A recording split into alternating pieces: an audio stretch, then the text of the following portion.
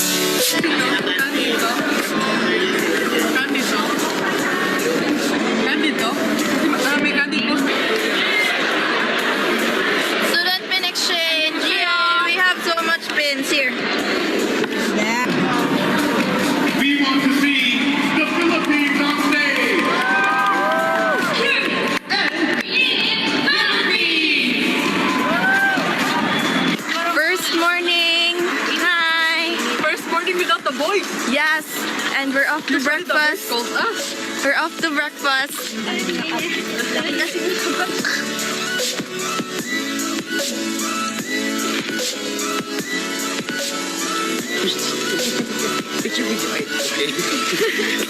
Okay, we're going to Jeroen's project. Yay! That's okay, sunod. Ano kasi ako double-sided?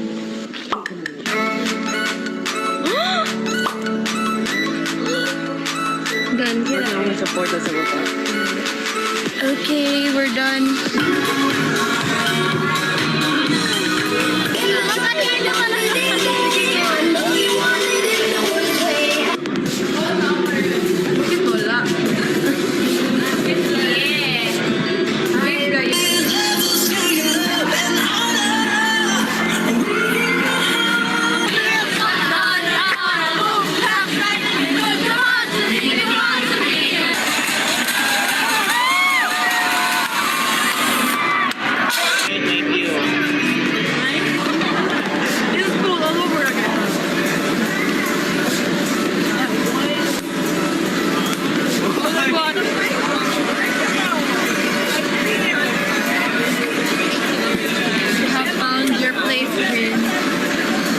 Haven. We're gonna leave.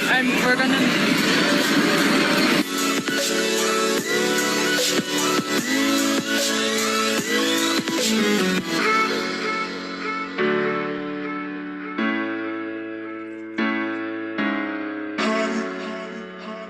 Qatar Foundation Research and Development is our next presenting organization. In the category of Translational Medical Science from Cebu, Philippines, Arianwen Ledesma Rollan.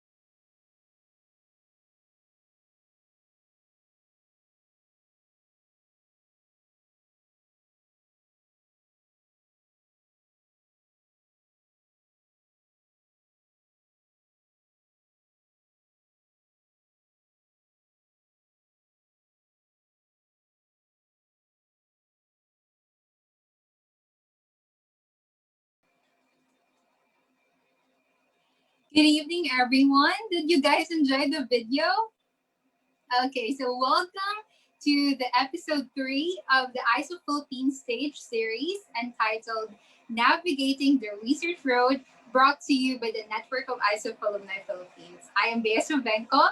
I am an Intel ISEF Alumni Batch 2019, and I am your moderator for today's webinar. Okay, so first and foremost, why do we have this kind of event? Well, Niap has organized this event because we believe that it's always worth it to invest in our Filipino young researchers and help them, equip them as they prepare for the largest pre-college science competition in the world, which is the Regeneron International Science and Engineering Fair, which is usually held in the USA.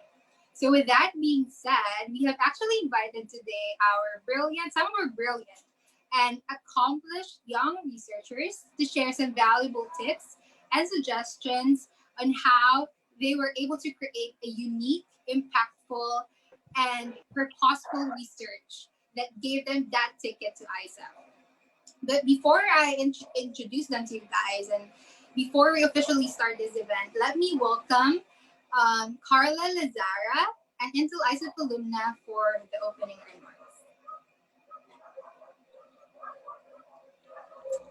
Okay, hi everyone. I'm Carla Lazara from Intel ISEF Alumni Batch 2012, and I'm very honored to welcome all of you here tonight as we continue with our ISEF Stage Series. So indeed, research is something that we could all say is a part of us, and the love for it grows throughout the years, and such that the curiosity for the world has turned into a consistent attitude. With this, we are very happy to deliver another event for you this time, featuring another set of brilliant ISEF alumni sharing their experiences about research. So I hope you enjoy the night and the speeches to come, and that we may all learn from our brilliant and very accomplished ISEF alumni. So thank you very much and enjoy the night.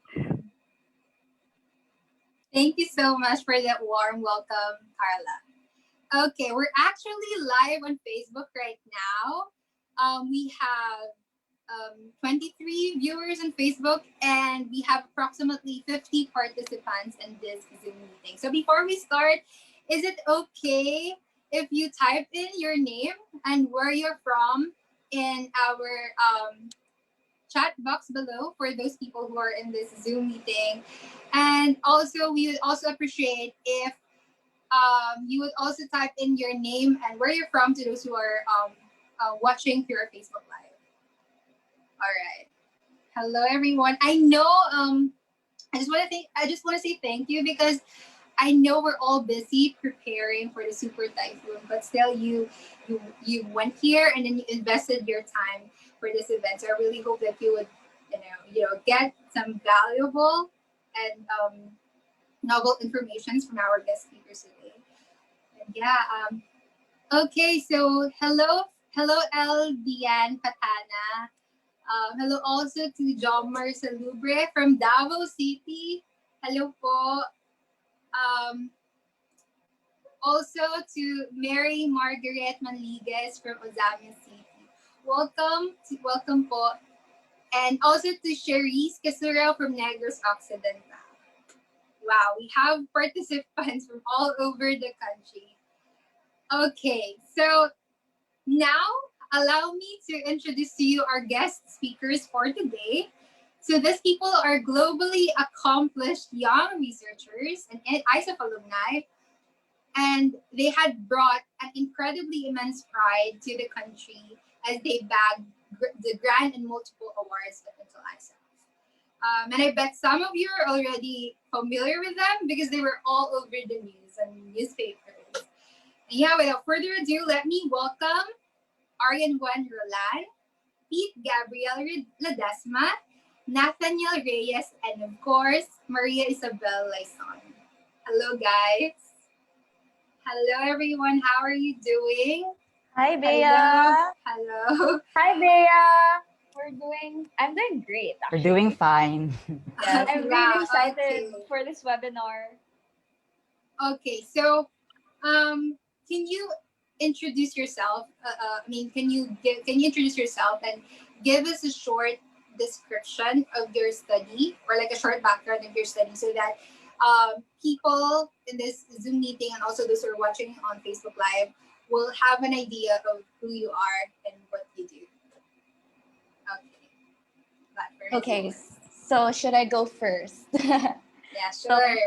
Hello, everyone. My name is Arianwen Rollan. I come from batch 2016. So for my project, I tried to use a very common plant in our locality, which is the malunggay. I used the malunggay seed. I mean, who doesn't have one, right, in their backyard? But if you don't have one, well, of course, your neighbor has one. So my project aimed to study the anti-tumor potential of the malunggay seed with the chick embryo as a model.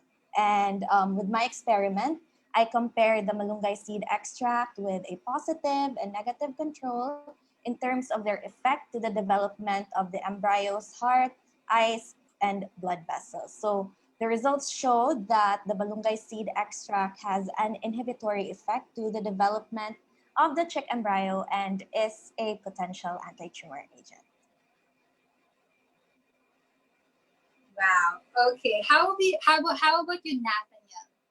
What's your project about? Hello everyone, my name is Nathaniel Reyes and I'm from Quezon National High School, and my study is about the production of a biosorbent called magnetic biochar, which could be produced through mainly two processes, which is impregnation and pyrolysis.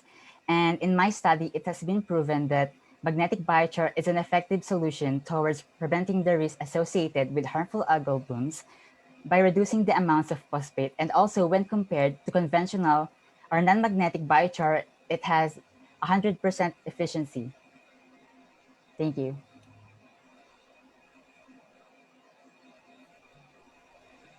All right. Hello. Thank you for that, Nathaniel. Shasha, can you share your project? Right. So, hi Everyone. everyone. My name is Maria Isabel Layson, but most people call me Sha. I am currently a senior at the Singapore American School. And so, my research project back in 2018 was, I'll keep it short. So, it tackled on the anti diabetic and antioxidant properties of Aratiles, with its scientific name, Muntingia calaburulin. So that's basically my research in a nutshell. Okay. Thank you, Sha. How about you, Pete? Good afternoon, everyone. So I am Pete Ledesma. I'm currently a junior PS chemistry student at UP Diliman. I'm part of the batch 2018 of the Philippine team who presented our work at Pittsburgh. So basically, my study focused on the synthesis of iron oxide from magnetic nanoparticles. So these are very, very small, you can call them substances. And my project aimed to create a technique that instead of using expensive reagents or harmful chemicals, use available chemicals, such as in my case, I use the leaf extract that can be extracted from a common weed in the Philippines, hagonoy, Chromoleana odorata, to use as an alternative reagent to produce these magnetic nanoparticles, which I use as drug delivery particles. Oh wow, that's really awesome. You know, guys. I was listening to your presentation. I thought, I realized that the reason why you're able to have the ticket to ISEF is because your projects are really innovative, and not just that, it targets the real existing problems in the community. So actually, while you're presenting, I prepared some questions here, that we would be able to understand your research more. So um, so my first question is about your subject in your research. Like I noticed that you use the common Philippine plants in your research, right? Like for Aaron, it was malunggay, and then for Shasha, it's aratiles. can you share how you decided on why to use these plants and how you collected them? How do you collect the samples for your research? Okay, I can go first. So, the reason why I chose Aratiles to be the subject for this study was because Aratiles is such a very common plant, and it's found literally by the roadside or literally in everybody's backyard. So, and it's been a childhood fruit actually by many. So, the fruit is actually very popular for most people here in the Philippines. I chose this plant because it's actually oftenly neglected, but yet it's very abundant. So I just wanted to see if it could serve as an anti-diabetic regulator, and I got really good results because it showed potent antioxidant and anti-diabetic properties. So that is the reason why I chose Aratiles to be the subject for my study. Oh wow! How about you, Aryan? So as for me, like just like Ja, so malunggay is very common here in the Philippines. So that is one of the main reasons why I chose malunggay. And as to the question, why the seeds and not the leaves? So I chose the seeds because not much has been published about it. There are a lot of studies about the leaves, but not much about the seeds. And I wondered if the seeds have the same properties as the leaves. And I'd like to tackle about how to collect specimen. So I think so that everyone would learn. So as for collection, I obtained the seeds from the locality. And this is very important. You should have it identified and verified by both the laboratory and of course the Department of Agriculture. So this verification is very, very important because this will be a big part of your, it would be included in the appendix of your research paper. And this also establishes credibility of your work. Oh wow! I actually find it amazing that you're able to like use this common plant species that we just found in the backyard or anywhere. I mean, you're able to use it into something beneficial and purposeful. So yeah. Second question is for Nathaniel, who also used a plant species as his main subject. Nats, you used corn, Yes. right? Yes, You used yes. corn for your research. And it's another very common food and one of the most, what do you call this? One of the main crops of the country. Um, can you describe what a biochar is and did you how did you create a biochar from corn? Yes.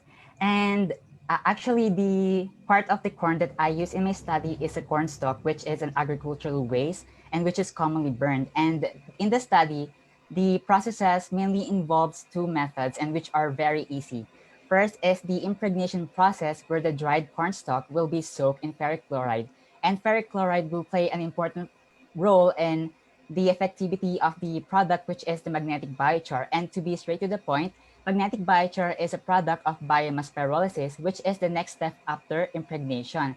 And the biochar is actually, when we're gonna describe it, it's actually just a charcoal produced from biomass resources. And that would be all. Thank you. Thank you, Wait, wait, Nats. wait. I think Sure, I sure. have to make it more clearer. So the next step is the pyrolysis process. And there are different kinds of pyrolysis process which you can use to be able to create biochar. And compared to burning, which could contribute to global warming and climate change, pyrolysis is actually a good process since it involves a closed container where you are going to burn your biomass resource, and that would be the what you call it? That would be the advantage over conventional burning processes. Thank you. Oh wow. Actually, Nats, I'm an agriculture student. Yes. And I thought before that the only use of corn waste is just for fertilizer, for composting.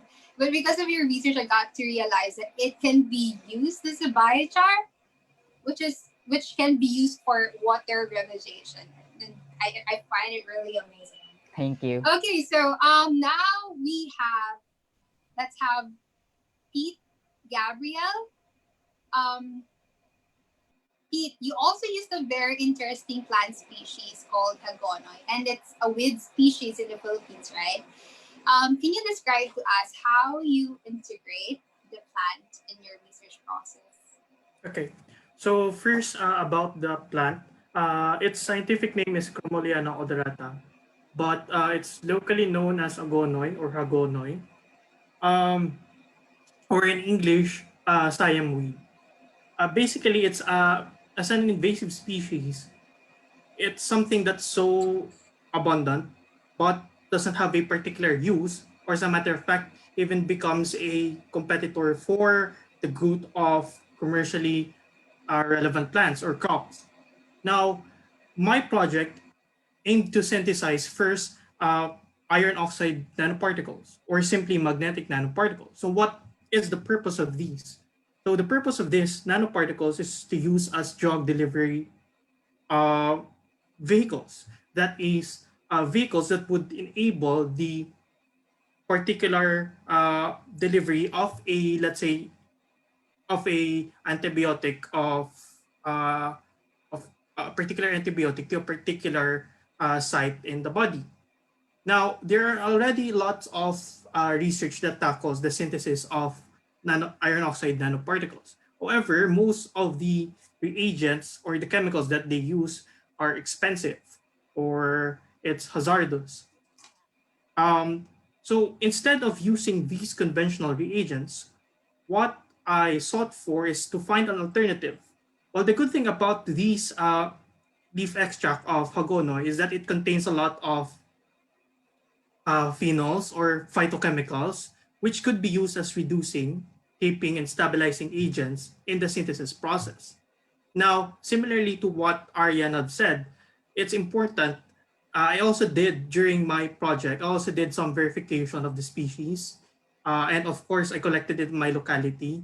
And then, of course, that follows the relevant lab processes. But in a nutshell, that's what I use Cromolina odorata for as a reagent. Oh wow. Pete, since it's a weed species, does that mean, we can reproduce it easily or very low price because, weed species proliferate easily? Oh yeah, exactly. You've said it right.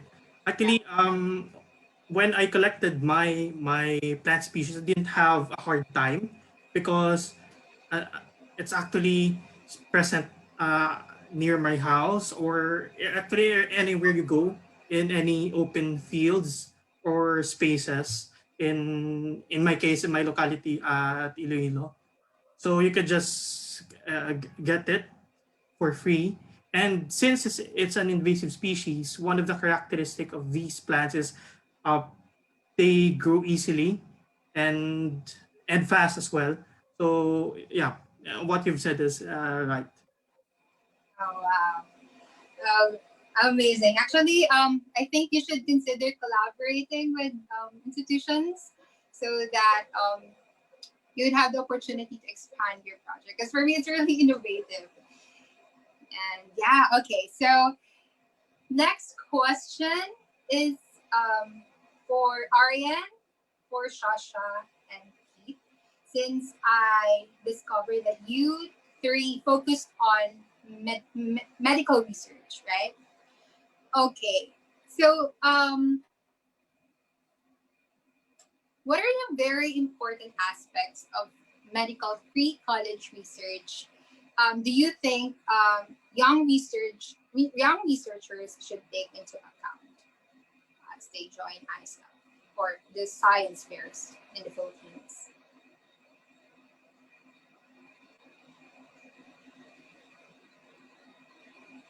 Ariane, I think you're Yes. In medical pre-college research, it is very important for you to plan your research protocol well.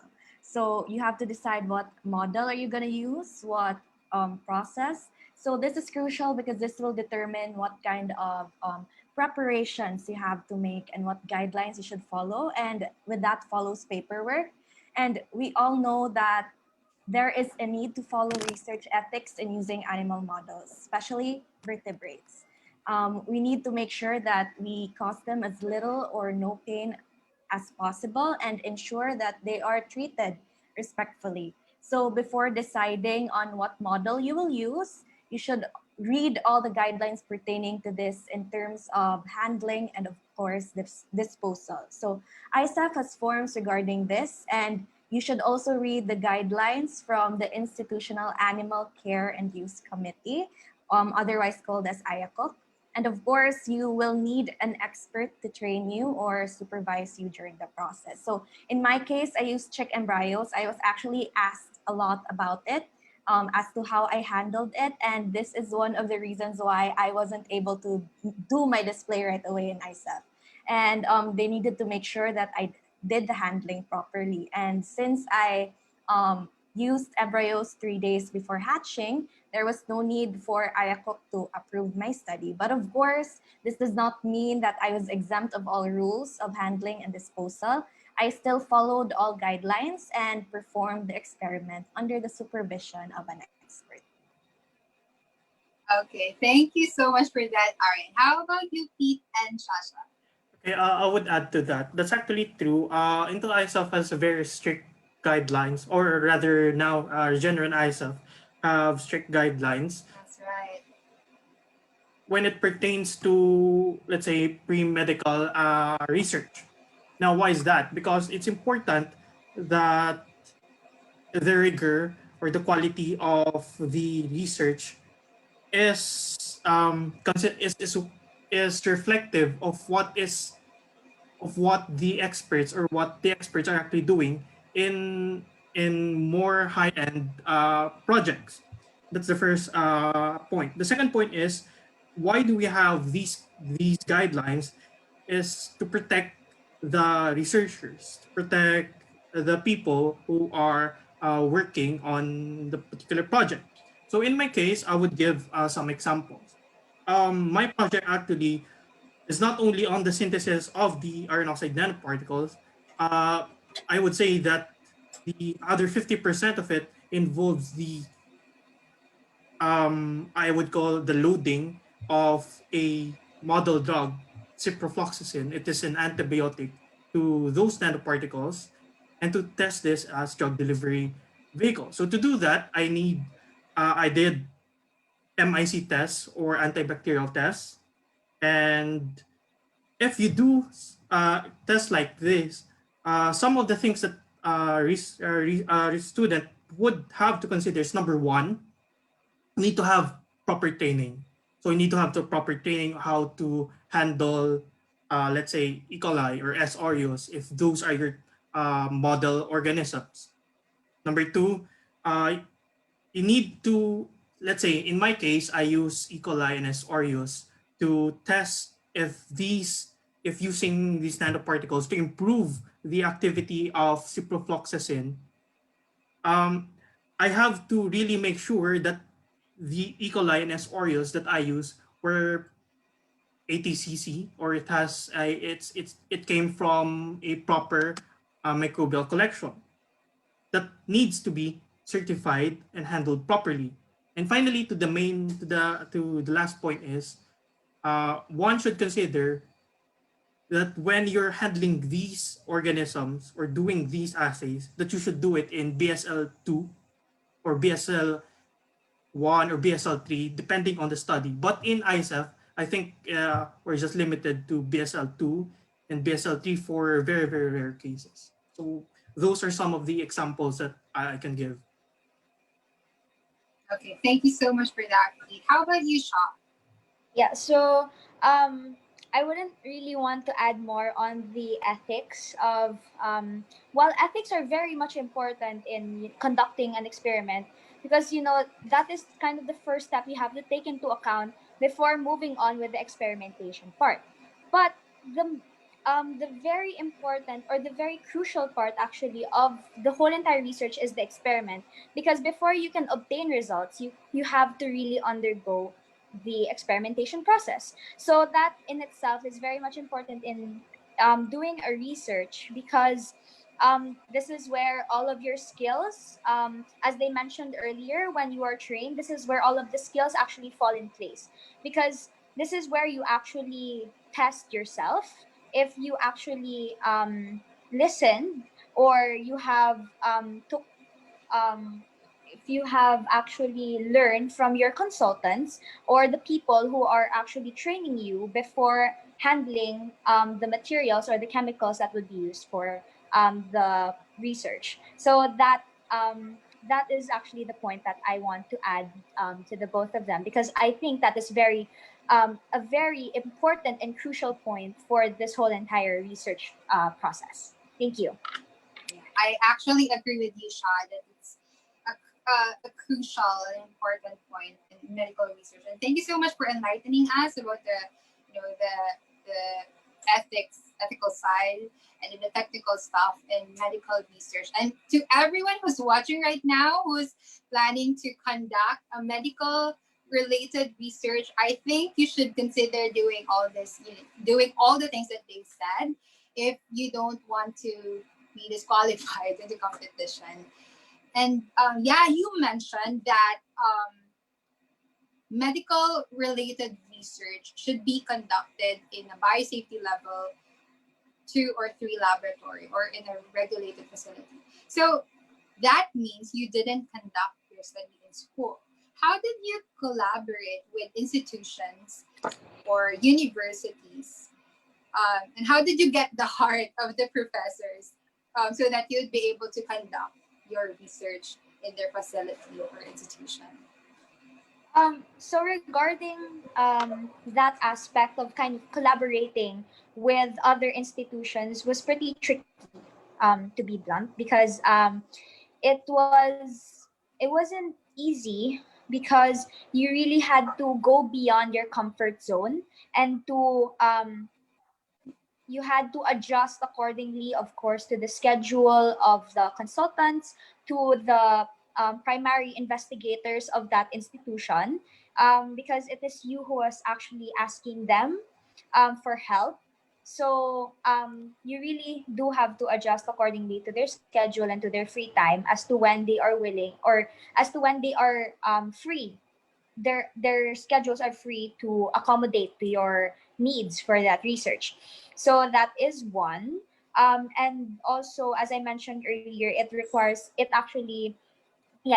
going out of your comfort zone, because you can't really rely on those institutions to really help you 100% on that experiment alone, because being in that institution is one thing, but um, working in that institution, they actually, because those research institutions, they don't really focus on your research alone, because you also have to take into account that they have a wide array or a whole lot of researches that they're actually doing, and they're only accommodating to your research.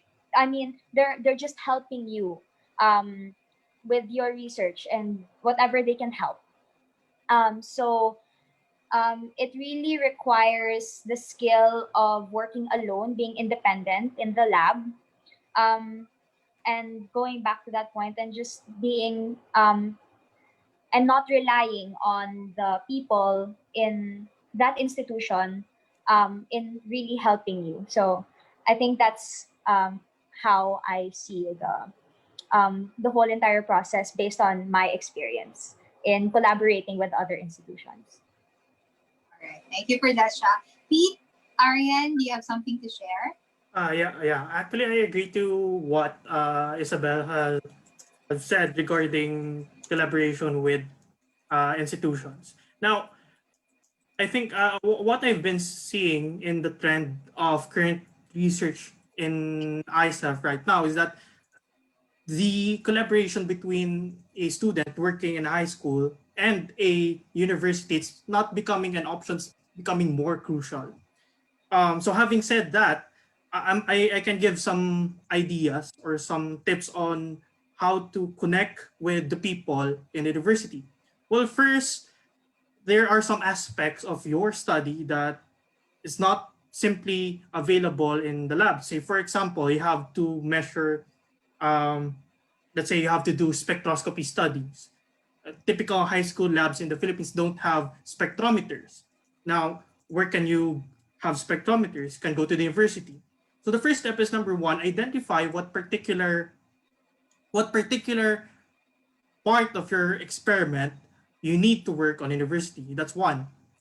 So having identified that, the next step is you could look into different institutions. You could look at the top institutions in the country, or you could look into DOST and uh, look if there are people in a narrow it down to a particular department. Say, for example, if it's spectroscopy, you go to the chemistry department. Now you go, what I typically do is I go to their websites.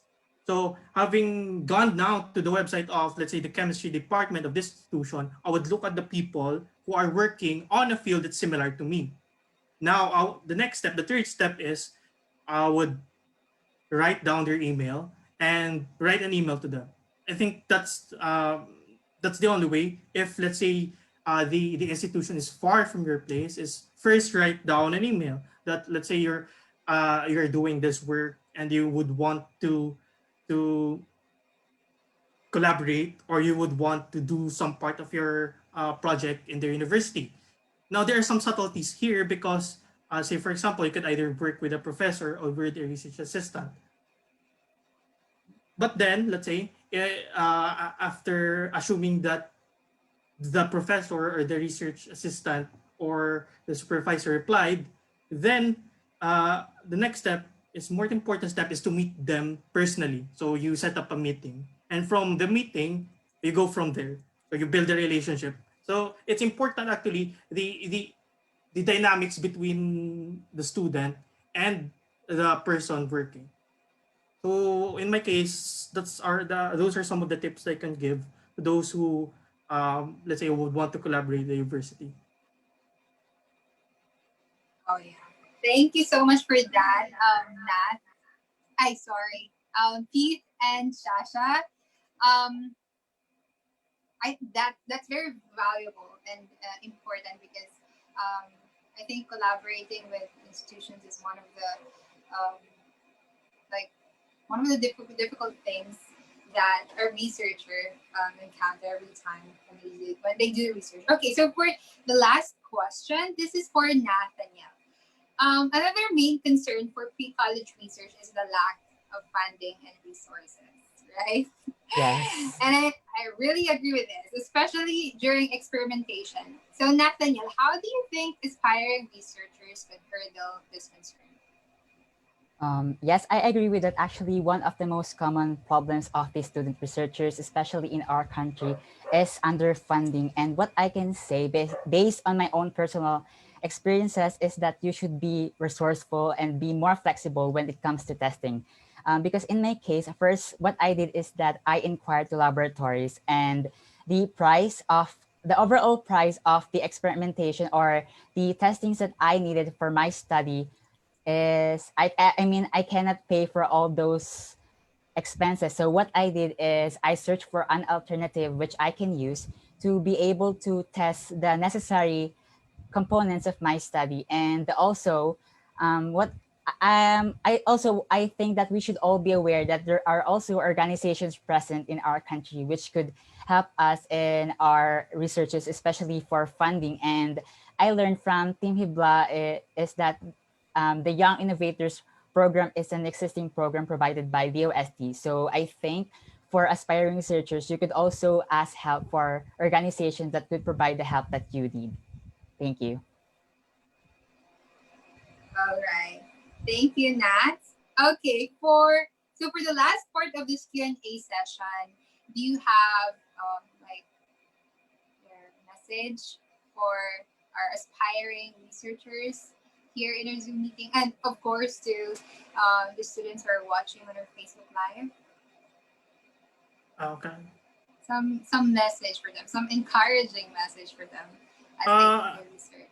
I think I can give some. Well, for one, it's really a good thing to start early when doing science. So research is just a part of the entire scientific endeavor.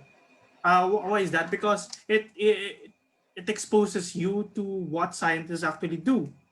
Now, I believe that the best form of learning is learning by doing. Now, when doing research, you do experiments. So most of these things that you do is initially you don't have any idea. Let's say when I started doing my project, I didn't have any idea on how to do the synthesis process. But along the way, you learn.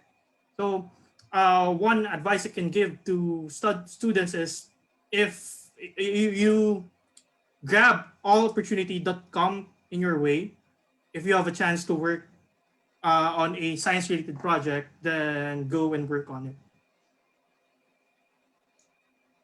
Thank you. Wow. Thank you for that.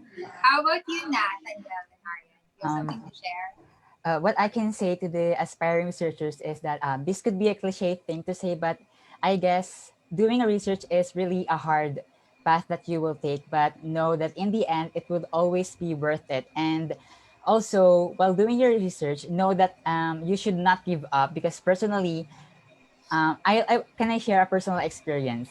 So Yes, actually, for sure.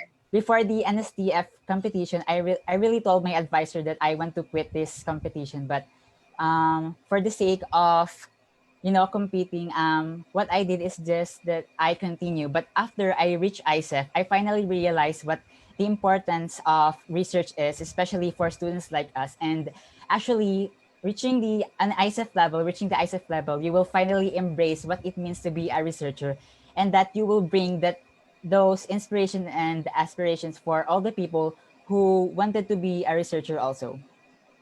Can I just add one thing? I forgot to Sure. mention this.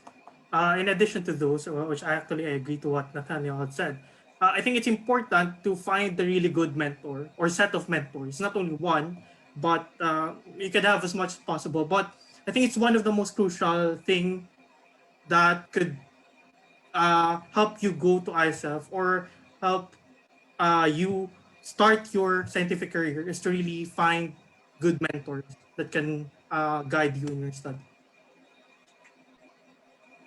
Okay, All so right. I'd like to add.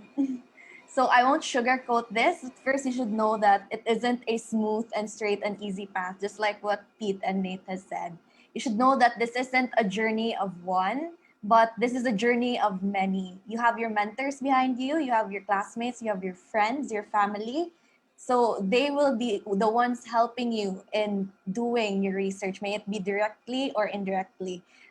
Yeah, and so know that you are in for a challenge. Research won't be as fulfilling if it did not include some challenges and hurdles along the way, right? So, as I said before, in research, you will find more reasons to give up than to keep going. But always remember your purpose for doing your research, for who are you doing this for and why. And with this in your heart and in your mind, you are all set to navigate the long road of pre-college research. Awesome, Arian. Thank you Yeah. so much for that. Okay, so we have also I- Shad. Yeah. Something you want to share? So actually my like something that I want to advise aspiring scientists who actually want to take up research, just don't be afraid of research. It's hard. It's a long and twisty road. It may be challenging, but it's fun. It is really fun. I mean, it's like life. Life isn't easy. Life, sometimes you want to give up, sometimes you just want to lie down. I think everybody has reached that stage where you just want to lie down and give up, just give everything up. But what for? I mean, you've already come all this way for what? For nothing?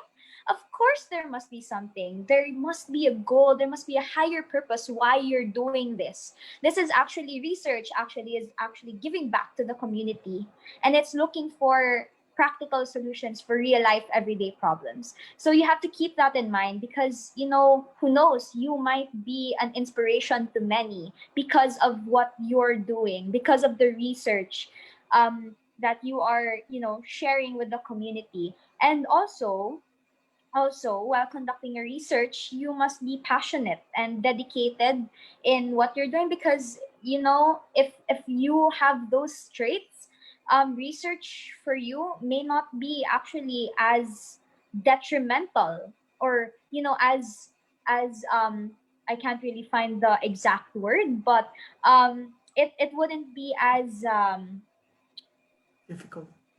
difficult, yeah, lack for a better term, difficult.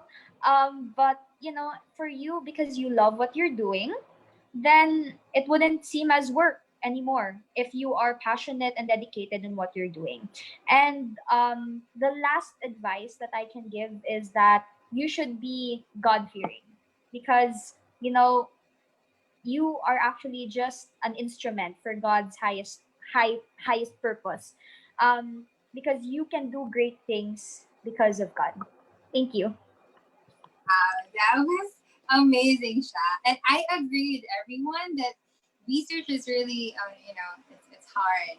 Because it's like you're climbing a mountain, and then there's a rough road, there's a lot of things blocking the way. But when you reach the peak of the mountain, you just realize that everything is just worth it. Like you get to gain a lot of experience. Your values and your character have been molded, and you get to create something that really benefits the community. And just like what Shasha said, you're able to um, do your purpose in life as a person.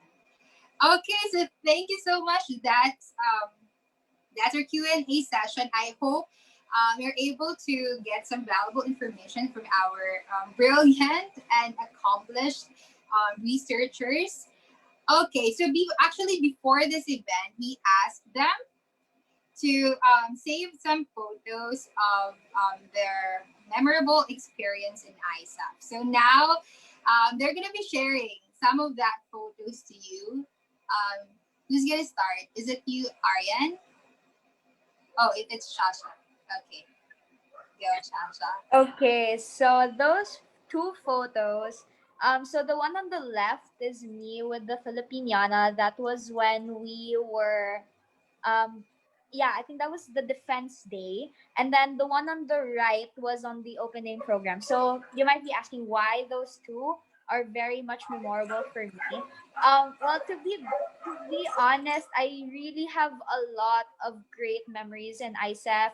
Actually, the experience itself, just being there with a lot of people from different backgrounds, from different countries, is actually a very great experience for me, and a very great opportunity for me to mingle with other people as well and learn their stories, their cultures, and their studies.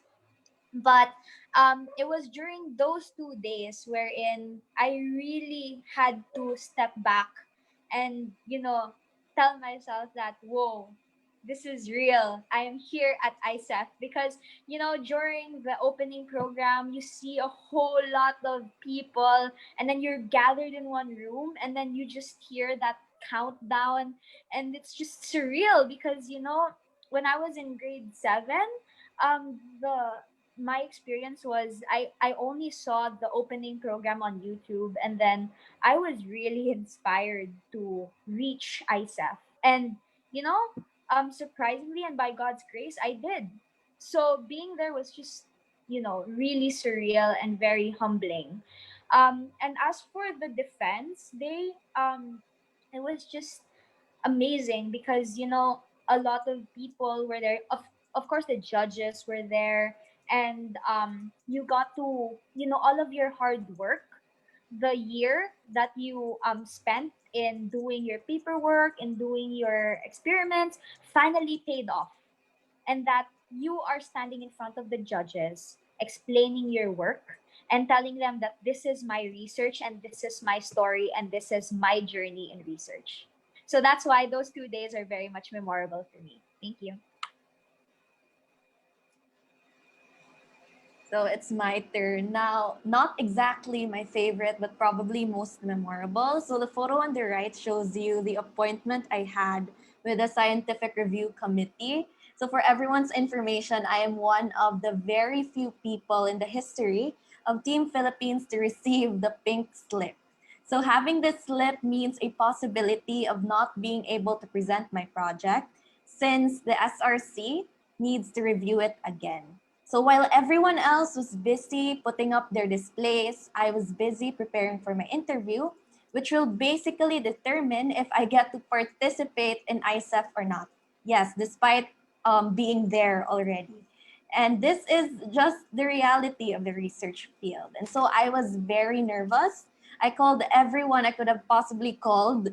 I ran through all the possible scenarios in my head, and of course, I cried. But thankfully, I was able to answer the committee's questions, and they gave me the go signal to put up my display. With that experience, I became grateful of the chance to be there in ISEF, because before getting the pink slip, I prayed for a win. Well, who wouldn't, diba? So yes, it would be nice to have a win, but it wasn't why I started the project in the first place. So my purpose was to help, and so I told myself that winning wasn't important in that moment. Um, just being able to share my project to the world is a blessing in itself, considering that not a lot of people get to have this kind of experience. Which brings me to the photo in the left. I remember my grade 9 self, my teacher, Miss Lopez, showed us a video of ISEF. What stuck to me was the blue halls in the event venue. Well, of course, it was a dream to be in those blue halls in the video, but not once did I think that I'd actually be there in person. So that photo just proves that research can bring you to places beyond your imagination, and it can bring out a version of yourself yet that you didn't even dream to become. That's it for me. Wait, so the photo on the left is actually the picture in Narita, Japan, which is the first country where we had a stopover before going to Arizona, USA. And I think that's one of the most memorable photos that I have during my ISEF journey, because I really can't believe that I'm already here and we are already going on a path towards taking the ISEF journey. And it's just very unbelievable. And the photo on the right, actually the photo was memorable for me because what I think is that the photo was actually the public viewing for the Intel ISEF. It's actually an event or the day allotted for the public. And what I realized that day, which is actually very important for me, is that I finally understand why I'm doing this. And I finally found the joy of doing the research. And it is that to share your experiences, share your knowledge, and share what you can do for the betterment of our society. And that's not a sugarcoating. I really meant that what I said earlier. Yes. And also to add, wait, can I add something? Also to add, it is important to realize what you were really doing all along. And for me, in my case, I realized that after the public viewing in my Intel ISEF journey, but know that what you are doing is really worth it. And what you are doing, you're not only doing that for yourself, but also for the world. Thank you.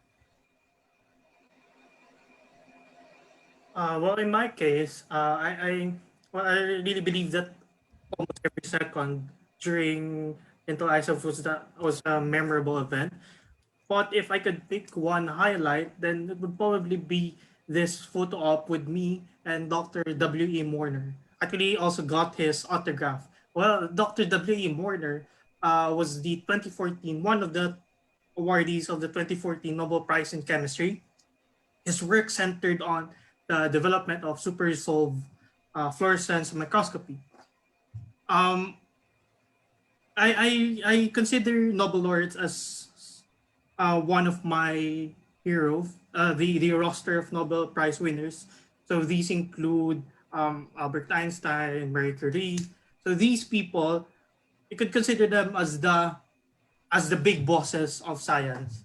So it's really a once in a lifetime moment to have a picture and even have a short talk with a Nobel laureate. You don't get to do that in everyday life.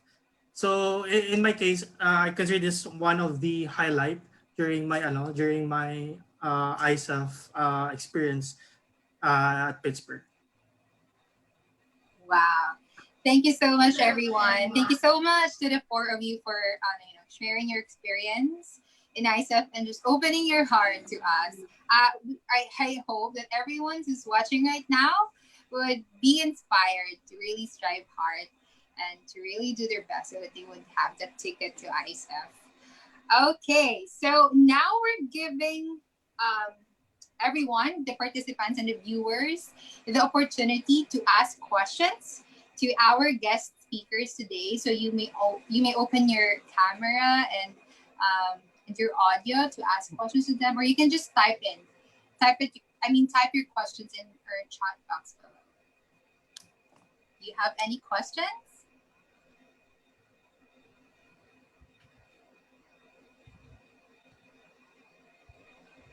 All right. Okay. Is there something that you're curious about your project, or any questions that you want to ask to them?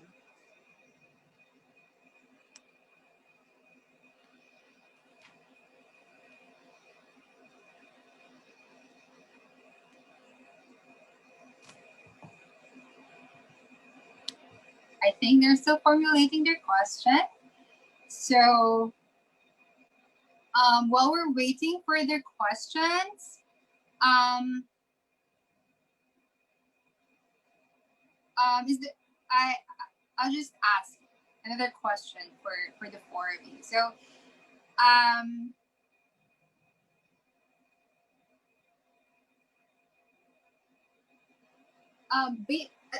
so this is somehow a personal question. What are the important values that you learned in your ISEF journey? Or like, what are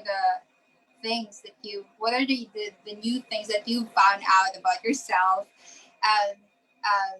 during your ISEF journey, or after your journey as a researcher?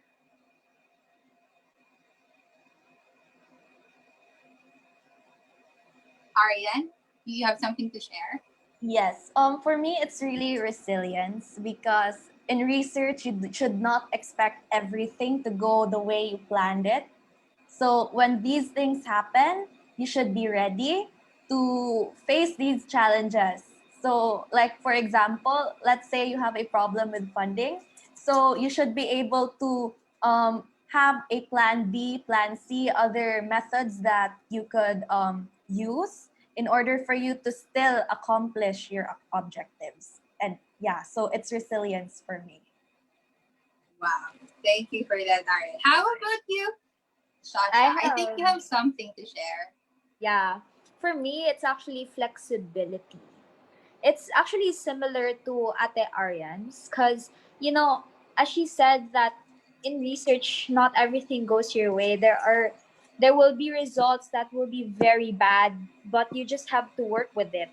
Because in research, you have not expected, but you want to get really good results. Am I right?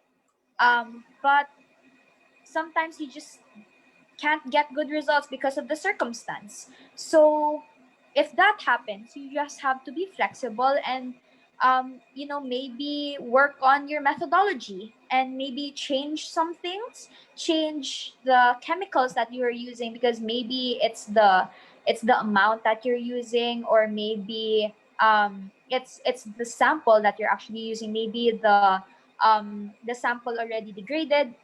Those factors that you can't really control, but you just have to just be very careful with those factors, because it just makes a whole lot of difference if one factor goes wrong and the others go correctly, because it affects everything. So yeah, for me, it's flexibility. All right. Thank you so much for that, Shasha. Do we have questions now from our participants and viewers? Oh, I think they're shy to ask their questions right now. So if you still have questions for Shasha, for Ariane, Pete, and Nathaniel, don't hesitate to message them on their email or their Facebook account, and I believe that they will be willing to answer your questions. All right, so that's it. I think that's it for now. Thank you so much, everyone, for participating in this event. I really hope that this really inspired you. This really inspires you to, as you pursue your research. And I hope that you're able to get valuable information from our brilliant, amazing, and accomplished guest speakers. Okay. Before we officially end this event, don't forget to follow us on our social media for more updates. Our Facebook page is the Network of ISEF Alumni Philippines, and our Twitter and Instagram account is Niap Philippines. Okay, so before we end, is it okay if we take a picture for remembrance?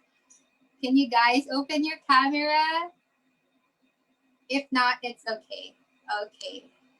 Who's gonna take the picture? Is it you, Arian? Siya? Okay. Let's fix ourselves up. Arian, are we ready now? For the picture taking? Okay. 1, 1, 2, 3.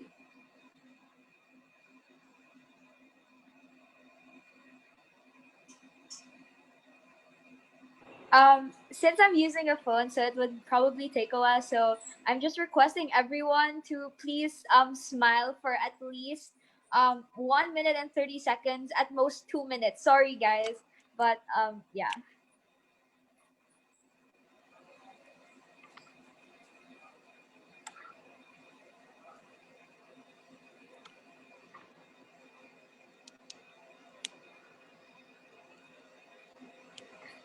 Wait, I'm almost there.